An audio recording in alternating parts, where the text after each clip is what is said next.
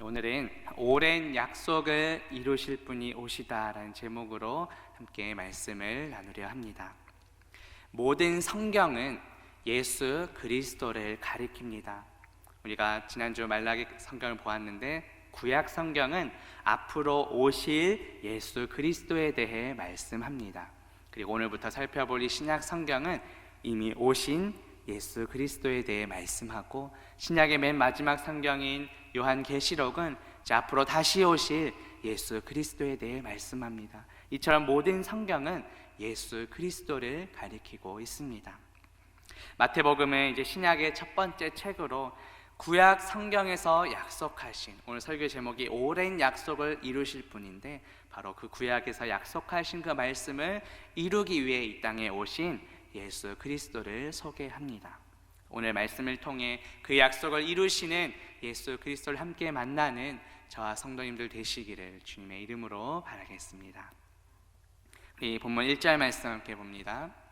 아브라함과 다윗의 자손 예수 그리스도의 계보라. 아멘. 마태복음 1장 1절 신약의 첫 구절은 결론부터 선포하고 시작됩니다. 예수 그리스도는 어떤 분이십니까? 아브라함과 다윗의 자손으로 오신 분이십니다. 신약의 첫 구절은 이렇게 예수 그리스도의 족보로 시작됩니다. 우리가 연초에 또 성경 통독을 계획하고 또 쭉 읽다 보면 항상 이 족보 부분에서 자칫 우리가 지루함을 느낄 때도 있습니다. 그런데 이 마태복음은 1차적으로 이 마태가 기록했을 때 당시 그 유대인들을 독자로 해서 유대인들을 대상으로 하여 기록된 책입니다. 그 당시 유대인들에게 있어서 이 족보 이야기는 결코 지루하거나 딱딱한 이야기가 아니었습니다. 왜냐하면 당시 유대인들은 앞으로 오실 메시아를 기다리는 자들이었기 때문입니다. 그래서 그들이 기다리는 이 메시아가 오신다면 반드시 아브라함의 자손이어야 했습니다. 그리고 동시에 오실 메시아는 다윗의 자손이어야 했습니다.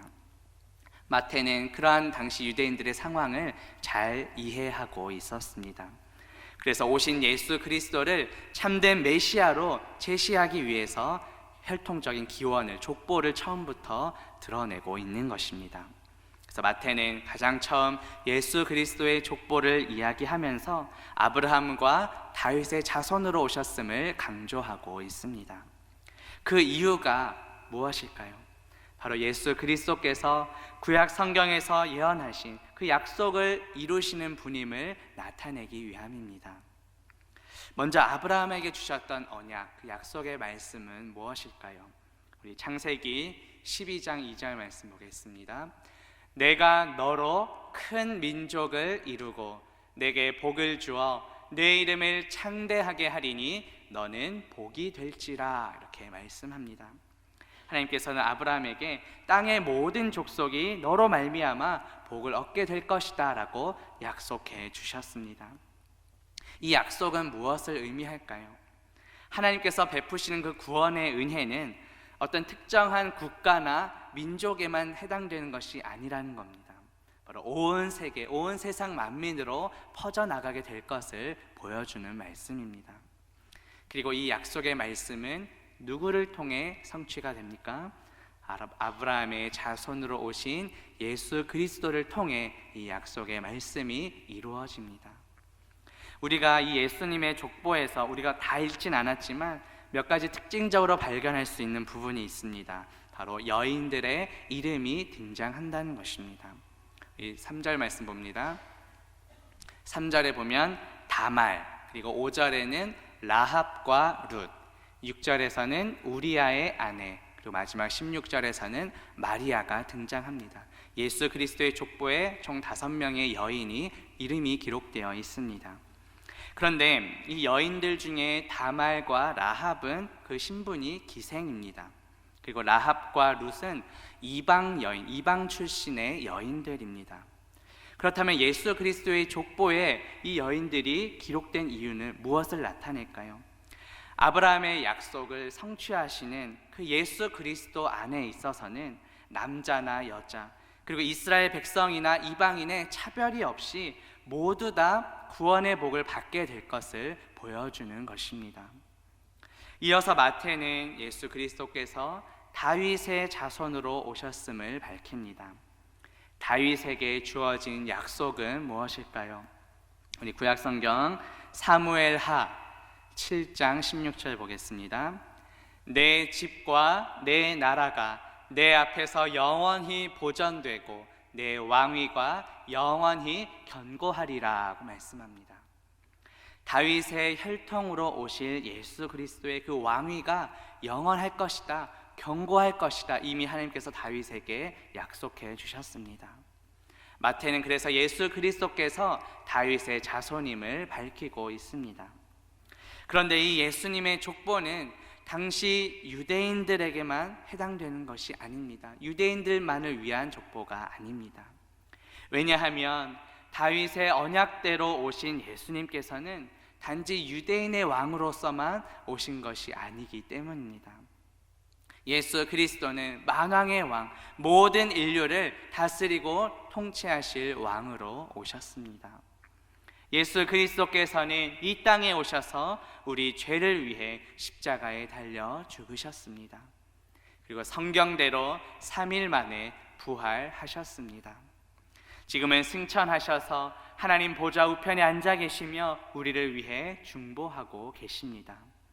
그리고 우리가 사도신경에서 고백하듯이 장차 살아있는 자와 죽은 자를 심판하러 예수님께서 다시 오실 것입니다. 이것을 믿으십니까? 우리가 이 내용을 사도신경을 통해 신앙 고백하고 있습니다. 단지 예배를 시작하는 어떤 의례적인 순서가 아니라 이 모든 내용이 바로 우리의 믿음의 기초요, 믿음의 고백이 되어야 합니다.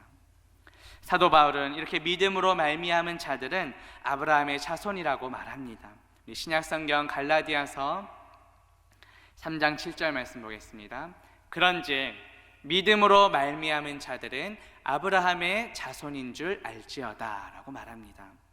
단지 그냥 유대인들에게만 해당되는 족보였다면 우리와 상관이 없었겠지만 우리는 예수 그리스도 안에서 믿음으로 한 자녀가 되었기에 우리는 영적 아브라함의 자손인 것입니다. 하나님께서 창세기에서 아브라함에게 주셨던 그 약속이 예수 그리스도를 믿는 오늘날 우리에게도 동일하게 적용되는 것입니다. 사도 바울은 계속해서 이야기합니다. 갈라디아서 3장 9절 말씀 봅니다. 그러므로 믿음으로 말미암은 자는 믿음이 있는 아브라함과 함께 복을 받느니라고 말씀합니다. 그렇기 때문에 지금 마태가 기록한 예수님의 족보는 단지 먼 옛날 유대인들에게만 해당되는 것이 결코 아닙니다. 예수 그리스도를 믿는 우리에게 동일하게 적용됩니다. 하나님께서는 아브라함에게 또 어떠한 약속을 주셨습니까? 이 구약성경 창세기 22장 18절 봅니다. 내 씨로 말미암아 천하 만민이 복을 받으리니 이는 내가 나의 말을 준행하였음이니라고 말씀합니다. 이 말씀은 이 문맥의 상황을 보면 아브라함이 독자 이삭을 제물로 바치려고 했을 때 하나님께서 주셨던 약속의 말씀입니다. 여기서 씨라는 단어에 우리는 주목해야 합니다. 이 씨는 단수로, 복수가 아니라 단수로 표기되어 있습니다. 1차적으로는 당시 아브라함에게 주셨던 아들 이삭을 가리킵니다. 그리고 궁극적으로는 바로 예수 그리스도를 가리킵니다. 사도 바울은 이 점을 분명히 이야기하고 있습니다. 신약성경 갈라디아서 3장 16절 봅니다. 이 약속들은 아브라함과 그 자손에게 말씀하신 것인데 여럿을 가리켜 그 자손들이라 하지 아니하시고 오직 한 사람을 가리켜 내 자손, 내 씨라 하셨으니 곧 누구십니까? 바로 예수 그리스도이십니다. 우리는 오직 한 분, 예수 그리스도를 통해 하나님께서 약속하신 그 복을 받게 되는 것입니다. 예수 그리스도를 믿는 모든 백성들이 아브라함에게 약속된 복을 함께 받는 것입니다. 그렇다면 우리에게 주신 가장 큰 복은 무엇일까요? 바로 예수 그리스도를 통해 우리를 구원해 주신 복입니다. 이 구원은 우리의 어떠한 자격이나 조건 때문이 아니라 전적인 하나님의 은혜요, 하나님의 선물로 주어졌습니다. 신약성경 에베소서 2장 8절과 9절 봅니다. 너희는 그 은혜에 의하여 믿음으로 말미암아 구원을 받았으니 이것은 너희에게서 난 것이 아니요 하나님의 선물이라. 행위에서 난 것이 아니니 이는 누구든지 자랑하지 못하게 함이라 하고 말씀합니다. 만약 우리가 나의 어떤 행위로, 나의 어떤 노력으로 구원을 받은 것이라면 우리 중 어느 누구도 구원받을 만한 자가 없을 것입니다. 우리가 구원받은 것은 전적인 하나님의 은혜입니다. 하나님께서는 이 구원의 은혜를 값없이 우리에게 베풀어 주셨습니다. 이번 주일 설교 말씀을 통해 우리는 아들이 있는 자는 생명이 있고 하나님의 아들이 없는 자는 생명이 없다는 말씀을 들었습니다. 하나님의 아들, 오직 예수 그리스도만이 우리의 참 생명이십니다. 참 생명 되신 예수 그리스도께서는 구약에서 예언된 모든 약속을 다 이루셨습니다. 우리는 예수 그리스도를 믿고 예수 그리스도 안에서 참된 복과 생명을 누리게 됩니다. 예수 그리스도만이 우리의 구원자이십니다. 예수 그리스도 안에 참 생명이 있습니다. 이 예수라는 이름의 뜻은 바로 여호와께서 구원하신다라는 뜻입니다. 우리 마태복음 1장 21절에 보면 아들을 낳으리니 이름을 예수라 하라. 이는 그가 자기 백성을 그들의 죄에서 구원할 자이심이라 하고 말합니다. 예수라는 이름의 뜻을 마태는 밝히고 있습니다. 예수님께서는 우리를 죄에서 구원하셨습니다. 그리고 그리스도라는 이름의 뜻은, 그것은 직분을 가리키는데 바로 기름 부음을 받은 자라는 뜻입니다. 우리가 알듯이 신약 성경은 헬라어로 기록되었는데 이 그리스도는 헬라어입니다. 그리고 구약 성경은 히브리어로 기록되었는데 이 헬라어 그리스도가 히브리어로 바꾸면 바로 메시아가 됩니다. 이 메시아 역시 기름 부음을 받은 자라는 뜻입니다. 그런데 구약에서 기름 부음을 받은 직분이 세 가지가 있습니다. 바로 왕, 제사장, 선지자입니다. 예수 그리스도는 바로 이 왕, 제사장, 선지자 세 가지 직분을 모두 갖춘 분이십니다. 먼저 예수님은 우리의 왕이십니다. 빌립보서 2장 10절 보겠습니다. 하늘에 있는 자들과 땅에 있는 자들과 땅 아래에 있는 자들로 모든 무릎을 예수의 이름에 꿇게 하시고 라고 말씀합니다. 우리는 만왕의 왕 되시는 그 예수 그리스도 앞에 무릎을 꿇어야 합니다. 예수 그리스도의 통치와 다스림을 받으며 살아가야 합니다. 그리고 두 번째로 예수님은 제사장이십니다. 우리 히브리서 4장 14절 말씀 봅니다. 그러므로 우리에게 큰 대제사장이 계시니 승천하시니 곧 하나님의 아들 예수시라. 우리가 믿는 도리를 굳게 잡을지어다 라고 말씀합니다.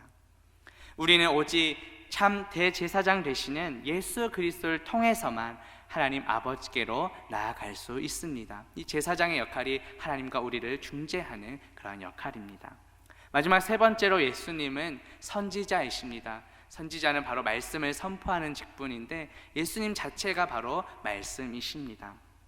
특별히 요한복음 4장 25절 말씀 봅니다. 메시아 곧 그리스도라 하는 이가 오실 줄을 내가 아노니 그가 오시면 모든 것을 우리에게 알려주시리이다 라고 말씀합니다. 이것은 사마리아 여인이 예수님께 했던 말인데 예수님께서는 이 고백을 듣고 내가 바로 그 메시아다 라고 말씀하셨습니다. 그래서 초대교회 당시 전도자들은 이렇게 예수님께서 하나님으로부터 기름 부음을 받은 메시아, 즉 그리스도라는 것을 날마다 가르치며 전파했습니다. 그 내용을 한번 보겠습니다. 사도행전 5장 42절입니다. 그들이 날마다 성전에 있든지 집에 있든지 예수는 그리스도라고 가르치기와 전도하기를 그치지 아니했다라고 말씀합니다. 이 말씀은 오늘날 우리에게도 많은 도전을 줍니다. 초대교회 당시에도 전도를 하다 보면 많은 핍박과 어려움이 있었고 심지어 순교까지 당하기도 했습니다. 우리는 머리로는 또 지식적으로는 예수님이 우리의 구원자이시며 우리의 왕이심을 믿고 또 알고 있습니다. 그런데 이것을 우리의 삶 속에서 다른 사람에게 전하는 일을 우리는 얼마나 하고 있는지요? 저 역시 이 질문에 너무도 부끄러움을 고백합니다. 성전에 있든지 집에 있든지, 성전을 오늘날 우리 교회라고 본다면 우리는 교회 안에서는 그럴듯하게 신앙생활 잘 할 수 있습니다. 남들 보기에 믿음 좋은 척, 또 교제하는 가운데서도 가면을 쓸 수도 있습니다. 그러나 집에서, 가정에서의 우리의 모습은 어떠한지요? 우리의 일상의 삶에서 예수 그리스도를 얼마나 드러내고 있습니까? 사도행전 5장 42절 이 집에 있든지 라는 부분 영어 성경에 보면 From house to house로 되어 있습니다. 다시 말해 집에서 집으로 예수 그리스도를 전파하는 것이 계속해서 이어지고 있음을 강조하고 있습니다. 이것은 오늘날 우리의 삶 속에서도 계속해서 이 믿음의 계보가 이어져야 한다는 것을 보여줍니다. 우리가 전도를 할 때, 또 교회 내에서 봉사를 하며 섬길 때 어떠한 전문적인 자격이 있어야만 하는 것이 결코 아닙니다. 하나님께서 우리에게 은사를 주신 것은 바로 교회 공동체를 섬기라고 주신 것입니다. 신약성경 로마서 12장 6절에서 8절 말씀 보겠습니다. 우리에게 주신 은혜대로 받은 은사가 각각 다르니 섬기는 일이면 섬기는 일로, 가르치는 자면 가르치는 일로, 위로하는 자는 위로하는 일로, 구제하는 자는 성실함으로, 다스리는 자는 부지런함으로, 긍휼을 베푸는 자는 즐거움으로 할 것이라고 말씀합니다. 특별히 이 은사는 헬라어로 카리스마인데 헬라어 카리스에서 유래된 단어입니다. 카리스는 은혜라는 뜻입니다. 다시 말해 우리에게 주어진 이 은사는 우리가 어떻게 잘나서 취득한 것이 아니라 하나님의 은혜로 주어진 선물이라는 것입니다. 신약에서는 예수 그리스도를 교회의 머리로, 또 교회를 예수 그리스도의 몸으로 표현합니다. 우리에게 주어진 은사를 통해 예수 그리스도의 몸된 교회 공동체를 섬기고 또 세워 나가야 합니다. 특별히 오늘 본문에서 가장 많이 반복되는 단어는 바로 낳다라는 단어입니다. 누가 누구를 낳고 또 누가 누구를 낳고, 이 족보다 보니까 계속 이런 단어가 반복돼서 등장합니다. 그런데 이 단어는 일반적으로 어머니가 자녀를 낳을 때 쓰는 단어가 아닙니다. 바로 한 가족, 한 가게의 가장이 그 가게를 이어나갈 자손을 낳는다는 특별한 단어입니다. 본문 2절 말씀 다시 봅니다. 아브라함이 이삭을 낳고라고 말합니다. 우리가 잘 아는 대로 아브라함과 사라는 나이가 많아서 아이를 낳을 수 없는 상황이었습니다. 하지만 하나님께서 역사하셔서 약속의 자녀 이삭이 태어나게 됩니다. 그래서 바울은 어떻게 이야기합니까? 갈라디아서 4장 28절에 보면 형제들아 너희는 이삭과 같이 약속의 자녀라고 말씀합니다. 하나님께서는 우리 인간적인 눈으로 봤을 때는 불가능해 보이는 상황일지라도 약속하신 것을 반드시 이루는 분이십니다. 하나님께서는 이 구약의 약속을 이루실 예수 그리스도를 우리에게 보내주셨습니다. 예수님께서는 이 땅에 오셔서 구약의 모든 그 율법을 다 이루셨습니다. 그리고 승천하시기 전에 제자들에게 아주 유명한 약속을 남기십니다. 마태복음 맨 마지막 구절 함께 봅니다. 28장 20절에 보면 볼지어다 내가 세상 끝날까지 너희와 항상 함께 있으리라고 말씀하십니다. 우리는 마태복음의 가장 첫 번째 구절과 또 가장 마지막 구절에서 이 약속을 이루시는 주님을 만나게 됩니다. 예수님은 우리와 함께 하시는 분이십니다. 이것을 성경에서는 임마누엘이라고 표현합니다. 마태복음 1장 23절 말씀 봅니다. 보라 처녀가 잉태하여 아들을 낳을 것이요 그의 이름은 임마누엘이라 하리라 하셨으니 이를 번역한즉 하나님이 우리와 함께 계시다 함이라고 말합니다. 그런데 이 마태복음 1장 23절 이 말씀 역시 구약에 이미 예언된 약속을 예수님께서 이루신 것입니다. 구약에 어떠한 약속이 있었습니까? 이사야 7장 14절에 보면 그러므로 주께서 친히 징조를 너희에게 주실 것이라.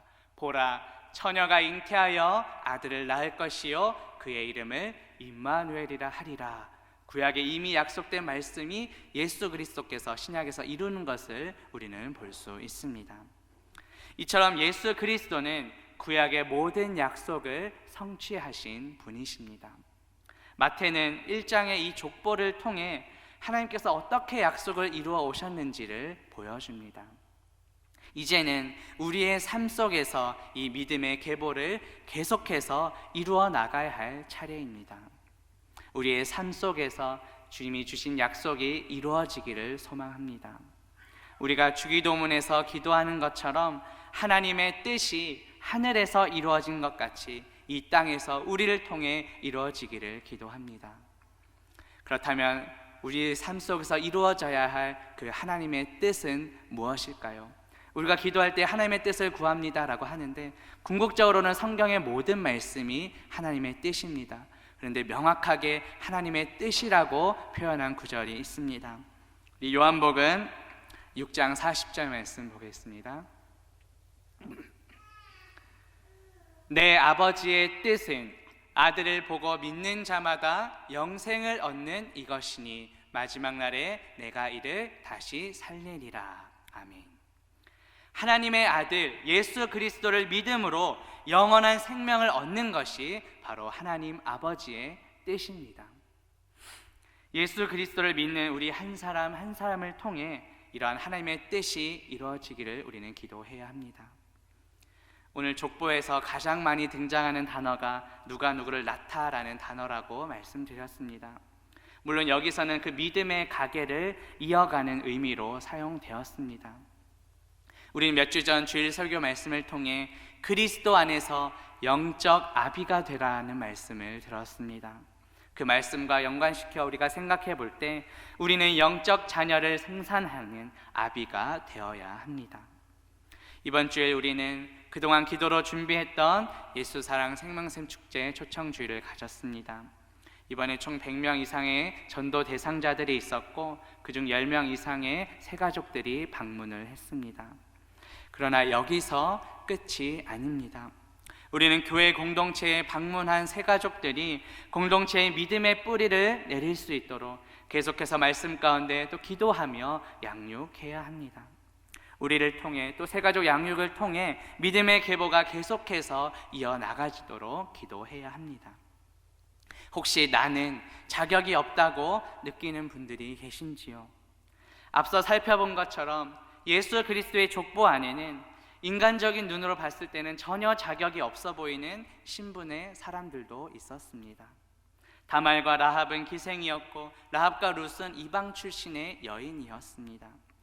사실 예수 그리스도를 제외하면 성경의 그 어떤 인물도 완벽한 자는 없습니다.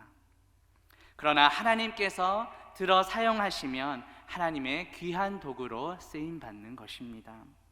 우리에게는 겸손히 하나님의 말씀에 순종하는 것이 필요합니다.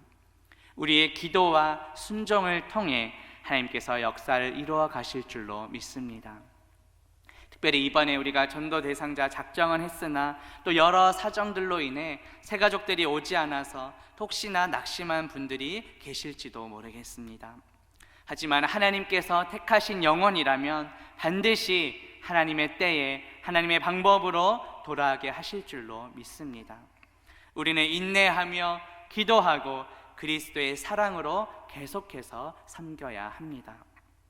우리 하나님께서 너무도 잘 보여주셨습니다. 하나님께서는 예수 그리스도를 보내시기까지 참으로 많은 시간 인내하셨습니다. 오늘 본문 마지막 17절 보겠습니다. 그런즉 모든 대수가 아브라함부터 다윗까지 14대요 다윗부터 바벨론으로 사로잡혀 갈 때까지 14대요 바벨론으로 사로잡혀 간 후부터 그리스도까지 14대더라. 이렇게 긴 시간 동안 하나님께서는 신실하게 약속을 지키셨습니다. 그리고 마침내 때가 참에 모든 약속을 이루실 예수 그리스도를 보내주셨습니다. 우리 신약성경 갈라디아서 4장 4절 말씀 봅니다. 때가 참에 하나님이 그 아들을 보내사 여자에게서 나게 하시고 라고 말씀합니다. 그런데 이 말씀 역시 창세기 말씀을 성취한 것입니다. 창세기 3장 15절에 보면 내가 너로 여자와 원수가 되게 하고 내 후손도 여자의 후손과 원수가 되게 하리니 여자의 후손은 내 머리를 상하게 할 것이요 너는 그의 발꿈치를 상하게 할 것이니라 하고 말합니다. 여자의 후손은 바로 예수 그리스도를 가리킵니다. 이제 우리 안에 예수 그리스도의 생명이 있습니다.